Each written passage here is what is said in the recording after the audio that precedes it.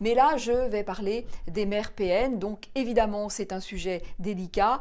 Les individus qui ont des mères perverses narcissiques, eh bien, ce sont des personnes qui, dans la vie, ont beaucoup de mal à avancer, ont beaucoup de mal à se construire, ont beaucoup de mal bien, à s'extirper de ce lien particulièrement toxique, ont du mal à s'extirper de cette emprise tellement puissante.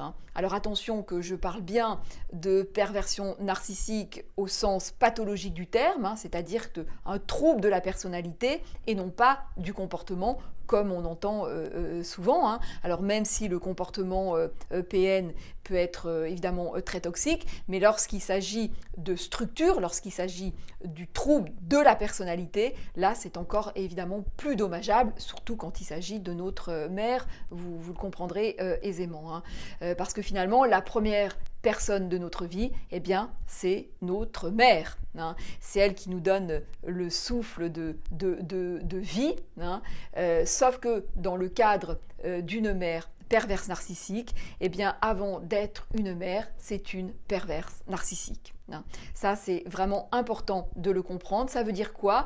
Eh bien, ça veut dire que son trouble de la personnalité, sa non-construction, l'empêche, tout simplement, eh bien, d'être une mère, au sens propre où on l'entend, c'est-à-dire une mère qui est en capacité, eh bien, oui, de donner ce souffle vital, de reconnaître les besoins de son enfant, de prendre soin de son enfant, de l'accompagner, de le faire grandir, de faire en sorte qu'il s'épanouisse dans la vie. Ça, elle n'en est absolument pas capable. Et donc, ce fameux souffle de vie dont je vous parle, eh bien déjà ça, à la base, elle va essayer de vous le retirer.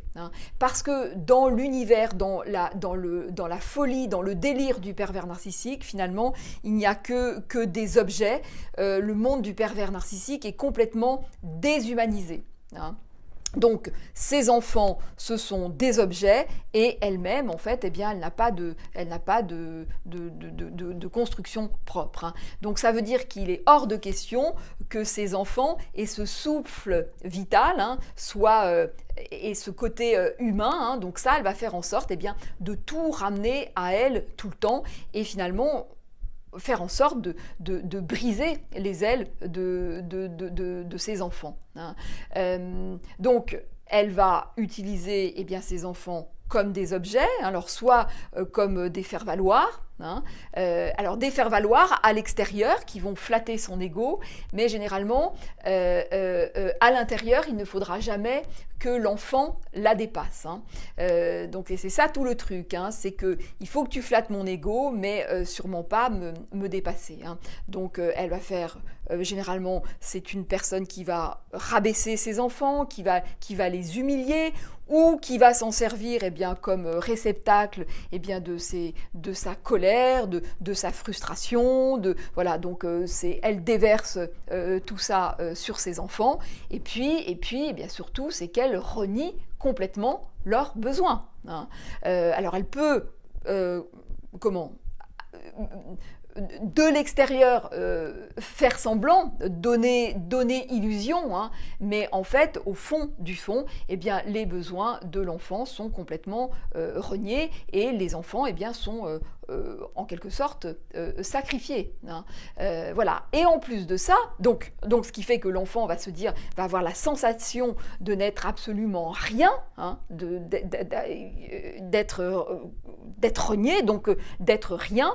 Et en plus de ça, cette énergie vitale, elle va faire en sorte de toujours de le briser ou de le ramener en fait à elle, de toujours tout ramener à elle. Ça veut dire que dès que l'enfant va trouver des petites stratégies pour essayer de s'en sortir, pour essayer de construire une relation avec quelqu'un d'autre, ou essayer de s'intérioriser, ou essayer de réfléchir, essayer de trouver une stratégie pour sortir de son emprise, généralement, elle va le repérer, elle va faire en sorte de briser ça. Si elle sent que, par exemple, un enfant peut s'épanouir dans tel endroit, que telle chose lui fait plaisir, elle va faire en sorte de couper ça, de casser ce plaisir, de casser ce plaisir, parce que elle veut surtout pas que l'enfant lui échappe. Parce que si l'enfant lui échappe, eh bien, elle se retrouve dans son propre néant, hein. Et elle est face à sa non-construction propre, hein. Donc, elle va tout faire pour empêcher ça, et elle va tout faire pour briser les ailes de ses enfants. Alors, ce qui se passe quand il y a une fratrie et qu'il y a des enfants qui sont un petit peu plus souples, plus conciliants, alors elle va être moins drastique avec ces enfants-là. En revanche, s'il y a un enfant plus rebelle, ou qui voit son jeu, hein, donc un enfant plus intelligent, alors lui, évidemment, il va dérouiller, hein, parce que là, elle va faire en sorte vraiment de le briser, hein. Rappelez-vous que le pervers narcissique et le surdoué s'attirent de façon irrépressible, et que très souvent, eh bien, même si la perversion narcissique, on en parle dans les années 85, hein, c'est Racamier, je vous le rappelle, qui la met en exergue dans les années 85, auparavant, évidemment, ça existait, hein, bien sûr. Et donc, on a beaucoup de parents, hein, des générations précédentes, eh bien, avec un parent PN, et une autre et le conjoint surdoué, hein. Donc, ce qui fait que on a souvent, eh bien, des enfants nés de ce couple-là et qui sont surdoués, hein. Et donc qui eux vont avoir des ressources absolument incroyables, une résilience incroyable, et qui vont sentir et qui vont analyser, qui vont comprendre certaines choses. Et ça, pour une mère perverse narcissique, eh ben, ça va lui donner du fil à retordre, et elle va se déchaîner contre ces enfants-là, hein. Donc le truc, c'est que, eh bien, on a des adultes qui ont vraiment du mal à se sortir de ce lien toxique, hein, des adultes qui ont du mal à se positionner en tant qu'adultes, qui ont des repères très flous, très brouillés, qui ont du mal à avancer. Donc parfois, ils essayent, hein, ils trouvent quand même des stratégies pour avancer, mais à l'intérieur, eh bien, ça souffre. À l'intérieur, il y a ce ressort vital qui est cassé, hein. Donc c'est très très très difficile pour eux. Souvent, ce sont des personnes qui vont avoir du mal à se comporter en adulte, hein. Souvent, il y a quelque chose d'assez infantile chez eux, parce que, eh bien, ils ont été habitués à cette mère toute puissante qui les a écrasés, hein. D'autres personnes vont rester très proches de cette mère-là, hein, peut-être justement des personnes un petit peu plus dociles, ou plus, voilà, on va dire ça comme ça, hein, donc qui restent près de cette mère, qu'ils n'identifient pas d'ailleurs comme perverse narcissique, mais plus comme oh, la pauvre, elle a eu tellement de malheur dans sa vie, elle est dépressive. Donc ils restent comme ça accrochés auprès de cette mère, hein, sans voir le jeu complètement machiavélique qui se joue, hein. Et puis d'autres, eh ben, qui essayent de s'en extirper. Attention que parfois, j'ai vu ça, hein, des personnes qui, a priori, la mère est une personne absolument adorable, hein, qui dit et qui redit à ses enfants « Oh, mais après tout ce que j'ai fait pour vous, hein », donc qui donne une forme presque de sacrifice pour ses enfants, hein. Mais en fait, il n'en est rien du tout, hein. Déjà, ça, c'est un truc, ça ne marche pas, hein.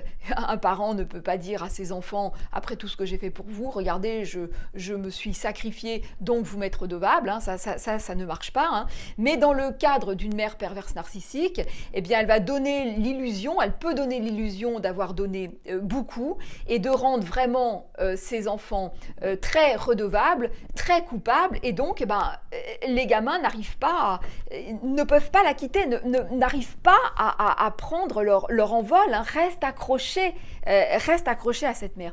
Donc si c'est votre cas, si vous vous dites mais non, je ne peux pas avoir une mère perverse narcissique parce que a priori elle montre vraiment des signes de bienveillance et que vous sentez que vous ne pouvez pas vous défaire, que sans arrêt vous êtes attiré, ramené dans son giron, posez-vous des questions. Parce que il y a un truc là qui ne va pas. Parce que le pervers narcissique, la première des choses, c'est qu'il vous tient par ça, hein, qu'il vous tient par cette énergie vitale. Et si vous vous voyez dans ce genre de situation, posez-vous des questions. Il y a vraiment un truc qui ne va pas. Hein. Le truc aussi, c'est qu'une fois adulte, ce qui va se passer, c'est que la personne, à chaque fois qu'elle va être confrontée à une forme d'échec, entre guillemets, eh bien, elle va ressentir profondément qu'elle n'est rien du tout. Hein. Cette mère perverse narcissique qui a sans arrêt fait en sorte que vous ne soyez rien, et donc c'est horrible, hein. Il y a une espèce de...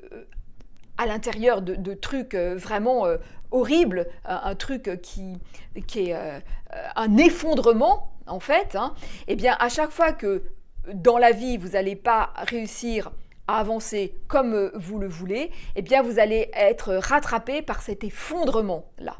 Donc, pour sortir de ça, il faut vraiment donc identifier la chose et faire le deuil de d'une relation normale avec ce genre d'individu, faire le deuil d'une quelconque reconnaissance et aussi faire le deuil de vouloir prouver quelque chose. Parce que tant que vous êtes là-dedans, tant que vous voulez prouver quelque chose, eh bien vous restez piégé. Vous restez piégé et cette tentative même de vouloir prouver, ça vous met dans une tension, ça vous met dans quelque chose qui est du coup totalement contre-productif et généralement c'est cette tension-là qui vous empêche certaines réalisations. Hein. Donc il faut sortir de ça. Il faut vraiment déjà vous faire accompagner et vraiment voir les points que vous avez, qu'est-ce que vous avez vraiment, et sortir de cette tentative de vouloir prouver, parce qu'il y a ça, hein, comme cette mère m'a dit que j'étais rien du tout, eh bien je vais lui prouver, alors c'est pas dit comme ça, mais quelque part il y a de ça, je vais prouver que je suis quelqu'un, je vais prouver que, voilà, mais tant qu'on est dans cette tension-là de preuve, et en plus de vouloir prouver avec un lien aussi toxique, aussi pourri, ça ne marche pas en fait, hein. Il y a quelque chose qui se délite, il y a quelque chose qui ne marche pas, donc c'est vraiment sortir de ça et se dire mais finalement je n'ai rien à prouver et quand je me trouve devant une situation où entre guillemets c'est un échec, hein, mais bon voilà, je dis entre guillemets parce que moi je pense qu'il faut vraiment dépasser cette idée échec-réussite parce que sinon on reste complètement piégé, hein.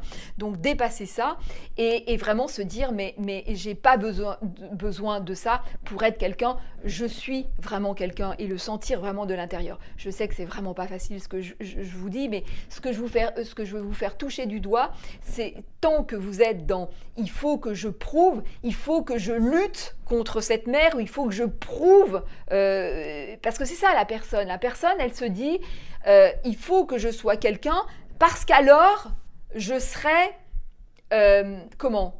je serai détachée de ce lien. Si j'arrive à être quelqu'un, alors je vais me sortir de cette emprise. Alors qu'en fait, c'est quand elle résonne comme ça qu'elle reste prisonnière. Hein. Pour sortir de la perversion narcissique, il faut vraiment comprendre déjà que l'autre est complètement dysfonctionnel, faire le deuil de certaines choses et surtout sortir, ne plus voir l'autre ne plus voir le pervers narcissique comme une personne à part entière, mais le voir plutôt comme une personne qui nous permet d'avoir de l'information sur nous. Il n'y a que comme ça qu'on peut s'en sortir. Parce que tant que vous voyez cette personne enfin, le pervers narcissique comme une personne, comme un individu à part entière, eh bien, vous restez coincé parce que vous êtes tenté. Vous êtes dans la relation, sauf que lui, il n'est pas dans la relation. Il n'y a pas de relation avec un pervers narcissique. Donc, vous restez piégé. Donc, quand vous avez une mère perverse narcissique, il faut absolument sortir de cette idée de vouloir prouver que vous êtes quelqu'un. Parce que vous êtes quelqu'un, vous n'avez pas besoin de prouver ça, hein, de sortir de ça, parce que c'est ça qui vous maintient dans ce lien toxique tellement redoutable. Hein. Donc ça, c'est la première, enfin une des choses vraiment essentielles. Et puis après, évidemment, il faut aussi travailler sur cette énergie vitale. Comment récupérer, et je crois que ça c'est le plus difficile, comment récupérer cette énergie vitale. Et ça c'est un long chemin, mais on y arrive. Hein. On y arrive, mais c'est vrai que c'est absolument pas facile. Hein. Ça c'est sûr.